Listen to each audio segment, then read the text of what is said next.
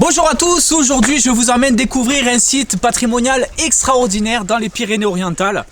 On connaît tous les incontournables du département, mais d'autres sites tout aussi fascinants restent dans l'ombre. C'est le cas de la tour de Batter qui se trouve derrière moi, bien plus qu'une tour à signaux, puisqu'elle témoigne aussi du riche passé minier et industriel des Pyrénées-Orientales. En effet, cette tour de Batter est un véritable point stratégique entre du côté du Val-Espire, les mines de Batter, et du côté du Conflent, les mines de la Pinouse. Évidemment, il y a d'autres sites miniers dans le département, mais ce sont ces deux sites qui se trouvent le plus proche de la tour de Batter. Le départ de cette randonnée se trouve au col de Palomère, frontière entre le Conflent et le Haut-Val-Espire. On va marcher environ 3h30, 4h pour 400 mètres de dénivelé environ. Et un petit peu moins de 10 km, on va prendre son temps puisqu'on va emprunter l'ancienne voie ferrée minière Rapaloum-Formentère où subsistent de nombreux vestiges miniers. Ça va vraiment être agréable, on va replonger dans l'âge d'or industriel des Pyrénées-Orientales sur cette randonnée. Allez, c'est parti, on y va.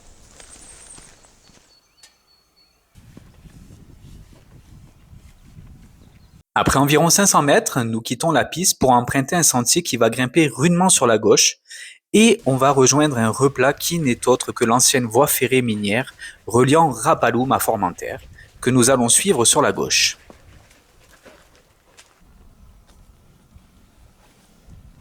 Cette portion qui va nous permettre de nous remettre un petit peu de cette rude montée est vraiment exceptionnelle car nous allons traverser deux tunnels. Nous allons également avancer en balcon avec une vue imprenable, même si les nuages nous empêchent de voir la plaine et la mer.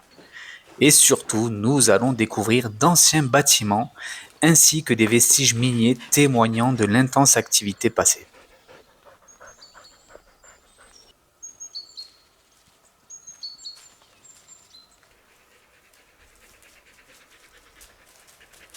Plus tard, nous allons quitter l'ancienne voie ferrée pour rejoindre le GRP de la ronde du Canigou, balisé en rouge et jaune, qui monte sur la droite.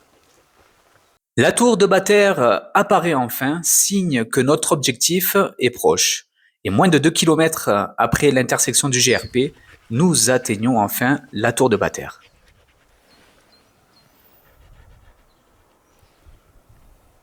Sur place, nous allons prendre le temps d'admirer ce lieu chargé d'histoire où se trouve cette merveilleuse tour à signaux avant d'entamer le retour. Après environ 2 km de descente sur une piste forestière nous permettant de nous décrasser un petit peu les jambes, nous allons arriver à la mine des Ménereaux. Pour la petite anecdote, ici, le minerai était extrait à ciel ouvert et via une galerie.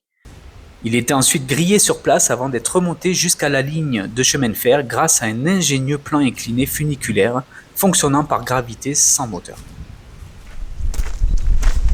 Et c'est ainsi que se termine cette très belle escapade entre Conflent et Val-Espire à la tour de Batter.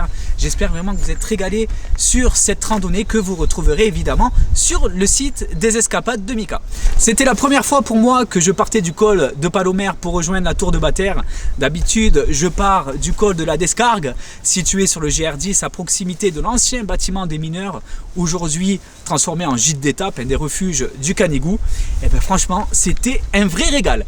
Allez, je vous dis à très vite pour de nouvelles balades. En attendant, portez-vous bien. Allez, bye bye les amis.